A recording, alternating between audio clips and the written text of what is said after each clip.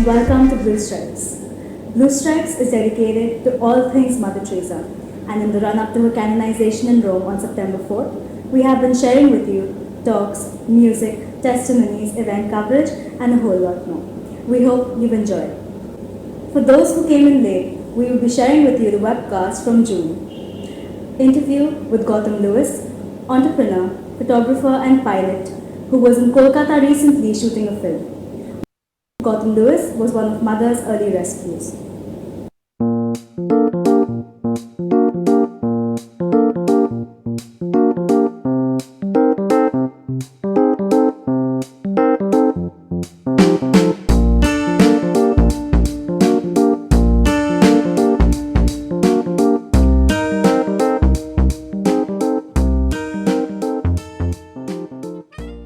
So this afternoon we have Mr. Gautam Lewis with us, who's going to tell us about his story. So sir, before getting into your story, tell us what you do presently. Well, I'm here in Calcutta to take pictures and to make a documentary about memories of Mother Teresa. So at the moment I have my photography and filmmaker's hat on. Okay. So sir, could you tell us a little about your experience with Mother? Though it goes a long way back, but we would really like to know. Sure.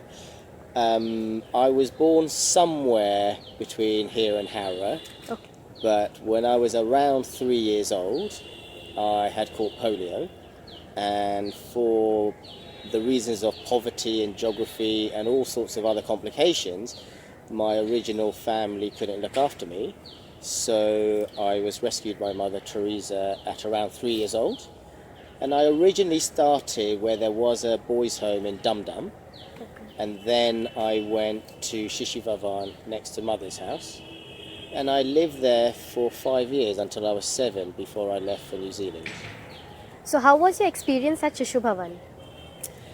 At the beginning, I can imagine I was quite confused, and I think I often get homesick from certain places. So when I left Shishivardhan, I missed Shishivardhan. I remember every Sunday we'd all get dressed up and go to church, which was a highlight. And one of my strongest memories was flying kite from the roof and always wanting to be on the aeroplanes that I used to see flying around. But the greatest thing about being at Shishivardhan was I was given life. So sir, could you elaborate on how Mother played a role? Well, if she didn't show the love that she did and still does, I wouldn't be alive here today. So the greatest contribution she's given to me is to give me a chance to have a different destiny. So sir, how did Ma'am Patricia Lewis play a role in shaping you up today? So Patricia volunteered initially with the Child in Need Institute, or CINI, and that led her to meet the late Jane Webb, who received an OBE and eventually became a Indian citizen. And she set up the Rehabilitation Centre for Children. And what they used to do, so between CINI and RCFC, they would go around the orphanages and other homes for disabled children and non-disabled children, and they would look for children that they could take and provide all sorts of rehabilitation, whether it's corrective surgery or assistive devices like orthotics or wheelchairs or crutches. And when Trisha and Jane came to Shishivardhan, they saw me there, and clearly I needed medical surgery. So they arranged it with the sisters that I could still be in their care, but I used to go over a 2-year period to have corrective surgery at RCFC. Now, when you are going through rehabilitation from surgery, it can take up to 6 months. And quite often you're in a room on your own where all the other children are playing outside. And I clocked and I worked out that Patricia was a cat lover.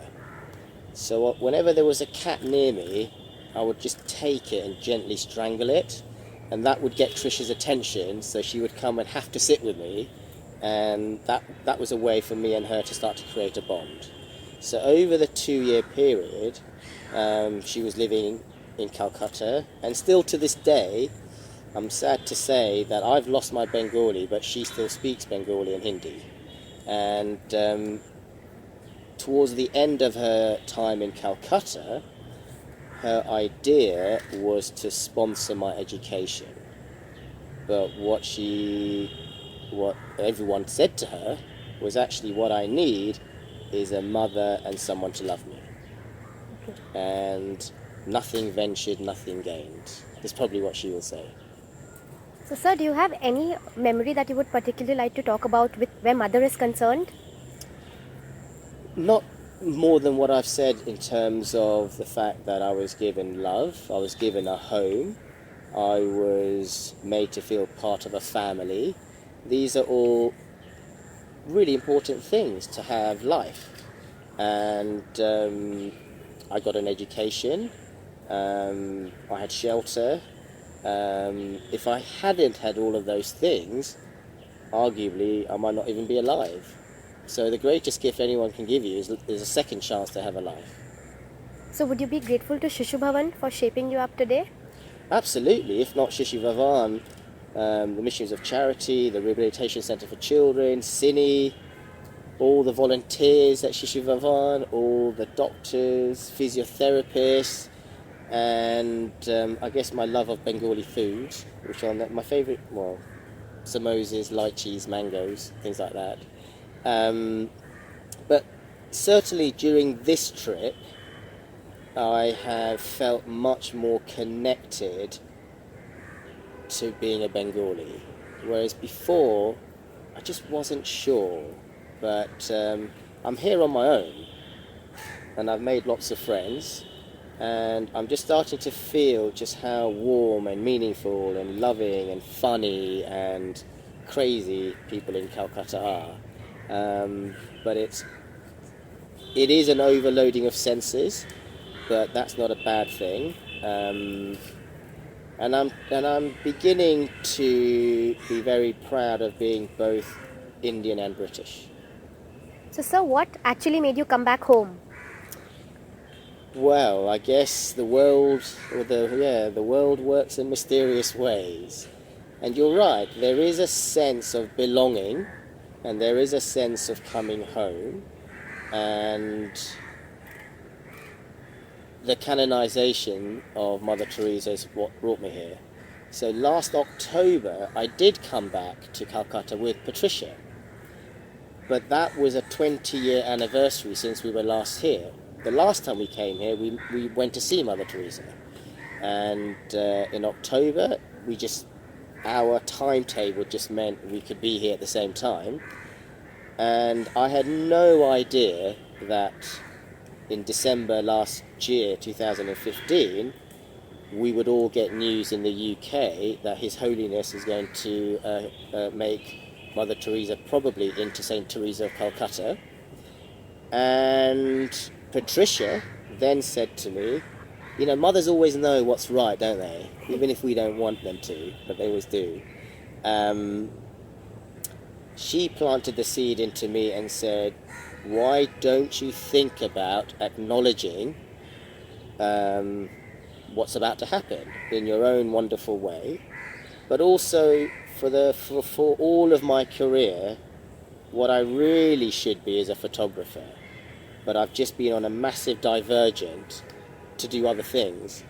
And in another sense, Patricia said, you know, if you want to do something to pay homage to Mother Teresa and return to your love of photography, why don't you do something to do with photography and film? And that's how that ball got rolling. And then the words "memories of Mother Teresa" came to mind. So, sir, though your interests include photography, you're doing something totally different. You're a pilot. So, tell us something about that.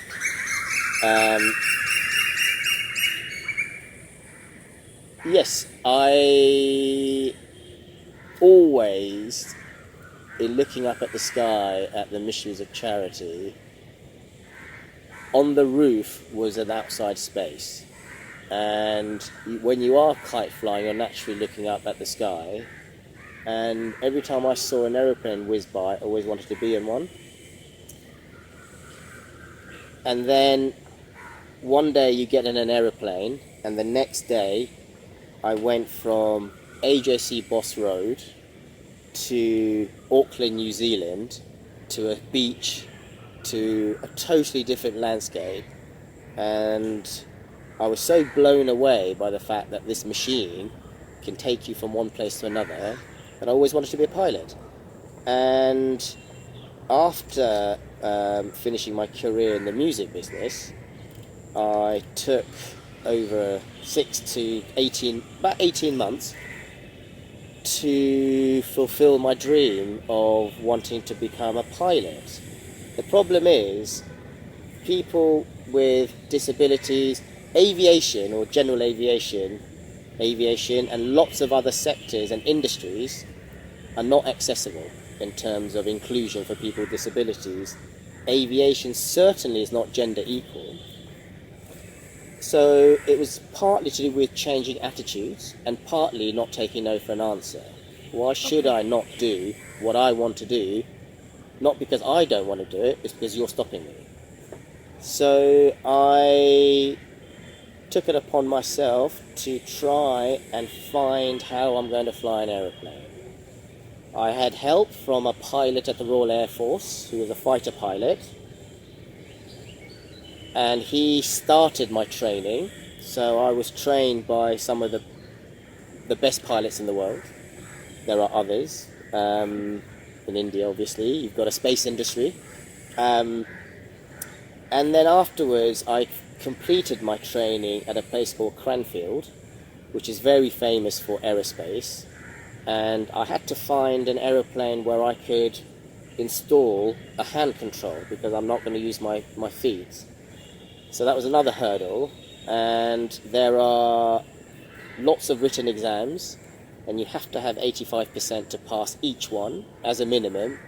If you fail one of those 14 exams once, no, if you fail it, you're allowed to,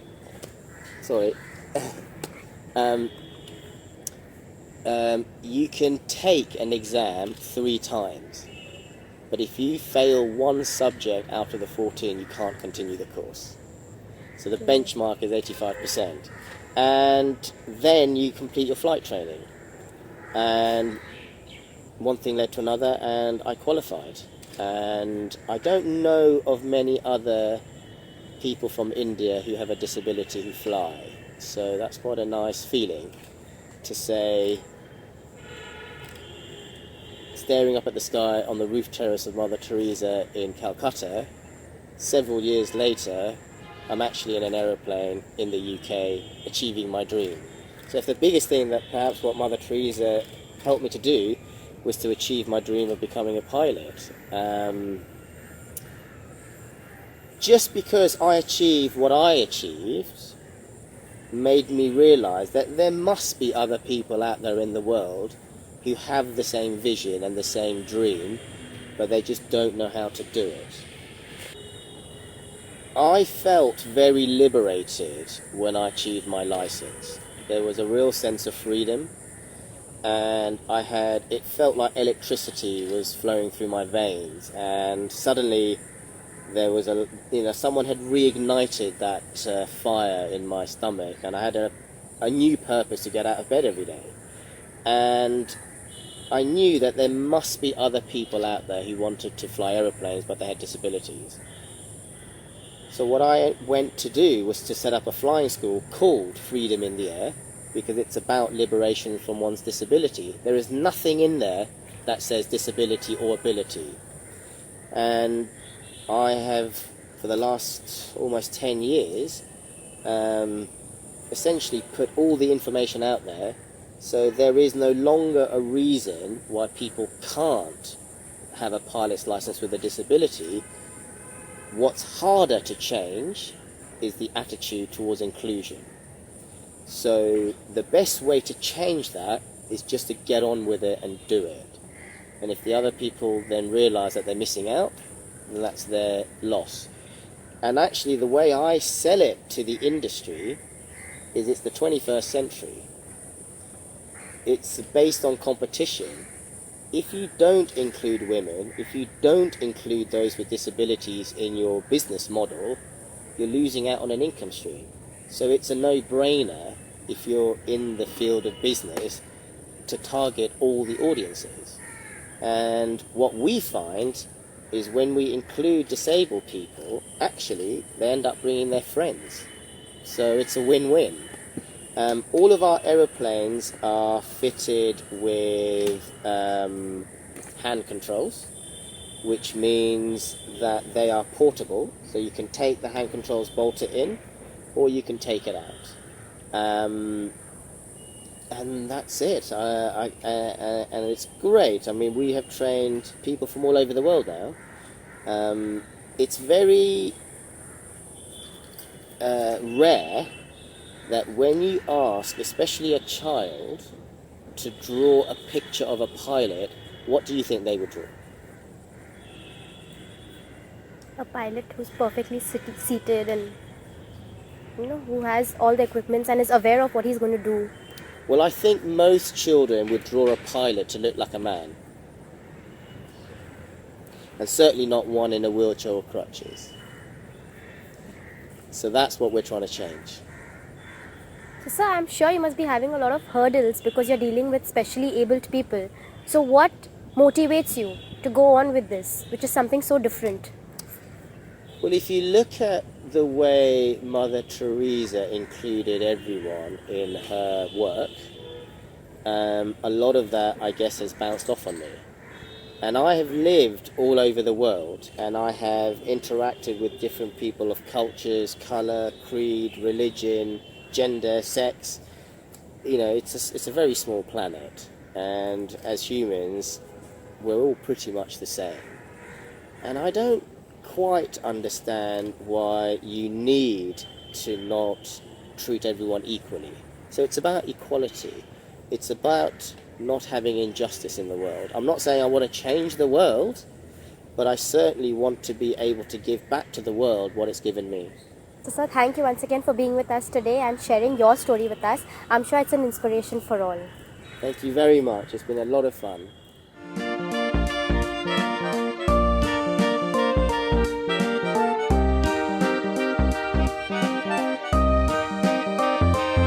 Today's trivia question is, who is the author of the book, Something Beautiful for God? The answer to this question will be given to you on Wednesday. The answer to last week's question is, another city that has a street named after Mother Teresa is Kosovo. Name the main street in its capital, Pristina, in her honor. This is Simran Pradhan, and see you on Wednesday.